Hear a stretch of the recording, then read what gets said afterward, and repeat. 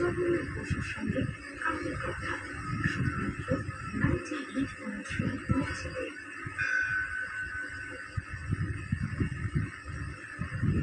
ভগবানের প্রতি ঐশ্বর্য বাৎসল্যভাবে বসুদেব একেবারে বিহ্বল হয়ে পড়লেন। তার পা রুদ্ধ হল, চোখ দিয়ে অবিরাম প্রেমাশ্রু ঝরতে লাগল। অপলক নয়নে তিনি পুত্র কৃষ্ণকে দেখতে লাগলেন এবং বারবার শঙ্কিত হতে লাগলেন, এই বুঝি কংস এসে পড়ল। ভাগবত না এইভাবে বাঁচে দেবে অত্যন্ত অপরূপ ছবি ফুটিয়ে হচ্ছে। সত্যেন বললেন, হে মহারাজ, বসুদেব এইভাবে ভগবানের স্তব করার পর কংস ভয়ে পিতা দেবকী পুত্রেশ্বরীরে মহাপুরুষের রুদ্রোৎসব দেখে অত্যন্ত বিস্মিত হয়ে শ্রী ভগবানের স্তব শুরু করলেন। বসুদেব যখন ভগবানের স্তব করছিলেন তখন দেবকী পুত্রের সর্বশরীর ভালোভাবে দেখতে লাগলেন। দেখলেন তার নবজাত পুত্র পীত বস্ত্র পরিধান করে রয়েছেন, কেউ কুণ্ডল প্রভৃতি মণিময় রত্নালঙ্কারে সর্বাঙ্গ ঝলমল করছিল। বক্ষস্থল কৌস্তুভ মণি এবং বনমালায় পরিশোভিত, চার হাতে রয়েছে শঙ্খ চক্র গদা পত্র। পুত্রের অঙ্গ জ্যোতিতে কারাগার উদ্ভাসিত। পুত্রের শরীরে এইসব অপার্থিব লক্ষণ দেখে দেবকী ভাবলেন, তবে তো সেই তিনি জন্ম পরীক্ষণ করেছেন, যার সম্বন্ধে দৈববাণী হয়েছিল এবং যার শুনে কংস আমাদের উপর অকথ্য অত্যাচার শুরু করেছে। দেবকী ভাবছেন, কি আশ্চর্য, পরম পুরুষ ভগবান আমার গর্ভে জন্মেছে। এখন কি করবো এখন? আমার গর্ভের সন্তানেরা যে কেউ কংসের হাত থেকে রক্ষা পায়নি, এখন এই শিশু পুত্রকে আমি কি করে রক্ষা করবো? পুত্রকে ঈশ্বরভাবে দেখে দেবকীর বিস্ময় এবং সন্তান ভাবের জন্য দেবকীর ভয় একই সঙ্গে দেবকীকে বিহ্বল করে তুলল। তিনি করজোড়ে শ্রী ভগবানের স্তব করতে লাগলেন। তারপর কি হলো সেসব কথা আমরা জানা থাকলেও এইসব কাহিনী বারবার ফিরে ফিরে শুনেছিলাম। ভগবান কৃষ্ণের আশীর্বাদে মাতাতে মাথায় বলুন, শ্রীকৃষ্ণ আপনাকে সুখের নিশ্চিতারি করতেন। আপনি রয়েছেন জগন্নাথ সুষমা। শ্রী জগন্নাথ বসুর সঙ্গে কালের কথা শুধুমাত্র 98.3 ম্যাচেতে।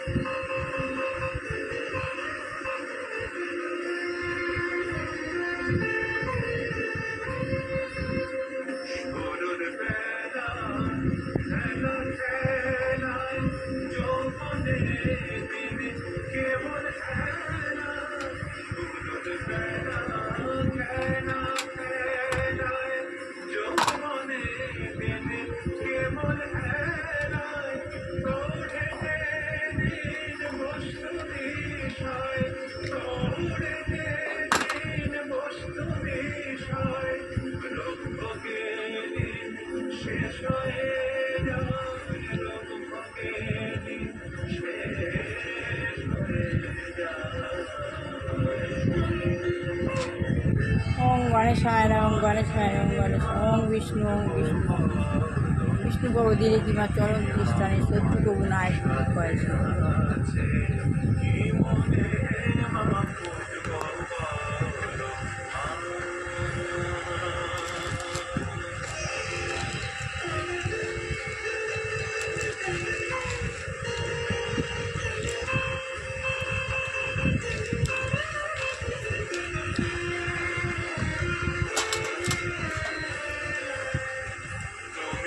ওম রক্তম ভুজম সোনম শেষি জগত মোধি পং হজাম পদ্মং দদা ভয়া বরা মাণিক্য পরম রমণ বিষ্ণু ওম জুম সাহা ওম জুম সাহা ওম জুম সাহা ওম বিষ্ণু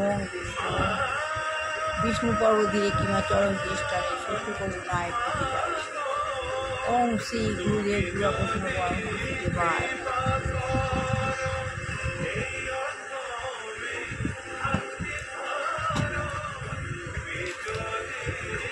গুরুই গীতা, গীতা গুরু, গুরু গীতা, গীতা গুরু, গুরু গীতা।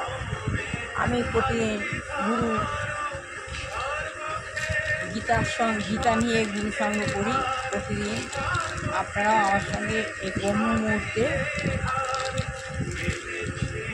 গুরু সঙ্গ করি। মা সরস্বতী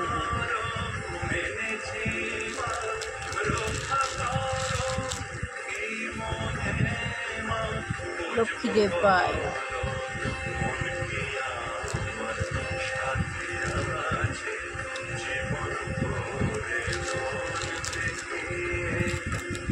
সাই বাবাই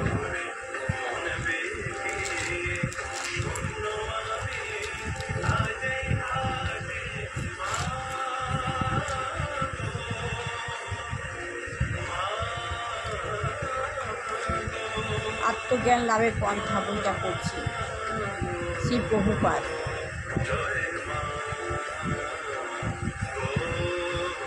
বলছেন সবসময় কৃষ্ণ ভাবনান্বিত হতে।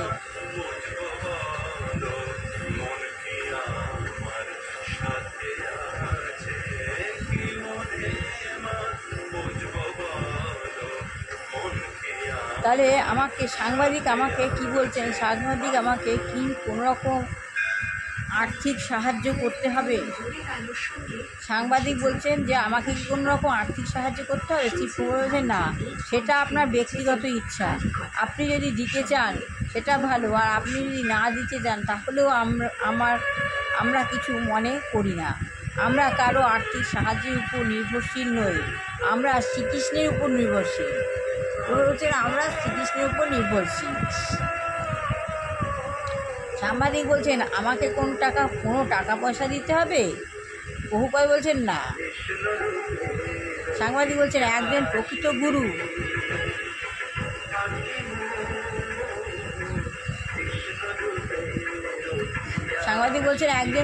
গুরু এবং ভক্ত, গুরুর মধ্যে পার্থক্য নিরূপণ করাটা কি অন্যতম একটি মুখ্য বিষয়? একজন গুরু আর ভক্ত, সে গুরুর মধ্যে পার্থক্য নিরূপণ করাটা কি একটা অন্যতম মুখ্য বিষয়? শ্রী প্রভুপাদ বলছেন হ্যাঁ, প্রকৃত গুরু ব্যবসাদার নন। প্রকৃত গুরু যে সে ব্যবসাদার নন, তিনি হচ্ছেন ভগবানের প্রতিনিধি। ভগবান যা বলেন গুরু তা পুনরাবৃত্তি করেন। তিনি কোনো কিছুর কদর্থ করেন না, কোনো কিছু কদর্থ করেন না। সাংবাদিক বলছে কিন্তু আপনি কি আশা করবেন যে একজন যথার্থ গুরু রোলস রয়েস গাড়িতে চড়ে ঘুরে বেড়াচ্ছেন? একজন যে যথার্থ গুরু কি একজন রোলস রয়েস গাড়ি করে ঘুরে বেড়াচ্ছেন এবং খুব বড় দরের হোটেলের সবচাইতে ভালো কামরায় বাস করছেন? শ্রী প্রভু হচ্ছে কখনো কখনো লোকেরা আমাদের জন্য প্রথম শ্রেণীর হোটেলে থাকবার ব্যবস্থা করে। অনেক লোকেরা গুরুদেবের জন্য ওরকম ব্যবস্থা করে দেন, তবে সাধারণত আমরা আমাদের মন্দিরেই থাকি। সাধারণত গুরুদের আশ্রমেই থাকেন, বলছে আমরা আমাদের মন্দিরেই থাকি। সারা পৃথিবী জুড়ে আমাদের প্রায় 100টি মন্দির রয়েছে। যত আশ্রম থাকে মন্দির রয়েছে, সারা পৃথিবী জুড়ে প্রায় 100টি মন্দির রয়েছে। তাই আমাদের কোনো হোটেলে যাওয়ার দরকার পড়ে না। আমি কোনো অভিযোগ করেছিলাম না। সাংবাদিক বলছে আমি কোনো অভিযোগ করছিলাম না, আমি কেবল বোঝাবার চেষ্টা করছিলাম যে আপনি যে সাবধান বাণী দিলেন সেটি যথার্থ। বহু মানুষ রয়েছে যারা পারমার্থিক জীবন সম্বন্ধে আগ্রহী। বহু মানুষ রয়েছে যারা পারমার্থিক জীবন সম্বন্ধে আগ্রহী, এবং সেই সঙ্গে বহু মানুষ রয়েছে যারা গুরু ব্যবসা ফেদে নিরীহ মানুষের ঐকান্তিকরা সুযোগ নেয়। অনেক মানুষ রয়েছে যারা গুরুর ব্যবসা ফেদে নিরীহ মানুষদের উপর ঐকান্তিক সুযোগ নেয়। শ্রী প্রভুপাদ, যে আপনি কি মনে করেন যে পারমার্থিক জীবনে মনে হচ্ছে ইচ্ছাকৃতভাবে দারিদ্র্য স্বীকার করে নেওয়া? পারমার্থিক জীবনে কি ইচ্ছাকৃতভাবে দারিদ্র্য স্বীকার করে না? সাংবাদিক বলেন আমি ঠিক জানি না। শ্রী প্রভুপাদ, যে একজন দরিদ্রগ্রস্ত মানুষ গভীরভাবে বিষয়াসক্ত হতে পারে। একজন দরিদ্র মানুষ গভীরভাবে বিষয়াসক্ত হতে পারে, যার জিনিসপত্রে সেই বিষয় আসক্ত হতে পারে। আর একজন ধনী মানুষ গভীরভাবে পারমার্থিক জীবনের প্রতি আসক্ত হতে পারে। পারমার্থিক জীবনে দরিদ্র অথবা ঐশ্বর্য কোনটির উপরে নির্ভর করে না। পারমার্থিক জীবনে এসবের অতীত। দৃষ্টান্তস্বরূপ অর্জুনের কথা বিবেচনা করুন। অর্জুন ছিলেন রাজপুত্র, কিন্তু তা সত্ত্বেও তিনি ছিলেন ভগবানের শুদ্ধ ভক্ত। আর ভগবদ্গীতা শ্রীকৃষ্ণ বলেছেন, এবং পরস্পররা প্রাপ্তমিয়ং রাজ্যময় বিদ্য পরম্পরায় ধারায় রাজসীরা এই জ্ঞান প্রাপ্ত হয়েছিলেন। অতীতে সমস্ত ঋষিতুল্য রাজারা এই পারমার্থিক বিজ্ঞান উপলব্ধি করেছিলেন। তাই পারমার্থিক জীবন কোনোরকম জাগতিক অবস্থার উপর নির্ভর করে না। মানুষের জড়জাগতিক অবস্থা যেরকমই হোক না কেন, তিনি রাজা হতে পারেন, কিন্তু ভিক্ষুক হতে পারেন। তিনি রাজা হতে পারেন, ভিক্ষুক, তবু তিনি পারমার্থিক জীবন উপলব্ধি করেন। তিনি রাজা হতে পারেন, ভিক্ষুক, তিনি পারমার্থিক জীবন উপলব্ধি করতে পারেন। সাধারণত মানুষ জানে না পারমার্থিক জীবন বলতে কী বোঝায়, এবং তারা অনর্থক আমাদের সমালোচনা করে। আমি যদি আপনাকে জিজ্ঞাসা করি পারমার্থিক জীবন বলতে কী বোঝায়, তাহলে আপনি কী উত্তর দেবেন? তাহলে এই উত্তর আমি আগামীকাল দেবো। আজকের মতো আমি শেষ করছি। সবার ভালো লাগলে লাইক, শেয়ার, কমেন্ট অবশ্যই করবেন। সবার ভালো হোক, কল্যাণ হোক, মঙ্গল হোক। বাচ্চা ভালো করে পড়াশোনা শিখে মানুষের মতো মানুষ হোক। বিবাহযোগ্য ছেলেমেয়ের বিবাহ হোক, চাকরিযোগ্য ছেলেমেয়ের চাকরি হোক। যেসব ঘরে দুরাচারী গৃহিণী রয়েছে তারা পরিবেশকে কলুষিত হতে সেই সব গৃহিণীকে ভগবান চেতনাদিক করিয়ে নিয়েছে। আর যেসব সংসারে বৃদ্ধা বা কোনো যুবক যুবতী রোগগ্রস্ত হয়ে রয়েছে, ভগবান তাদের মুক্তি দিন। এই বলে আমি আজ শেষ করলাম। ওম গণেশায় নমঃ, ওম গণেশায় নমঃ, ওম গণেশায় নমঃ।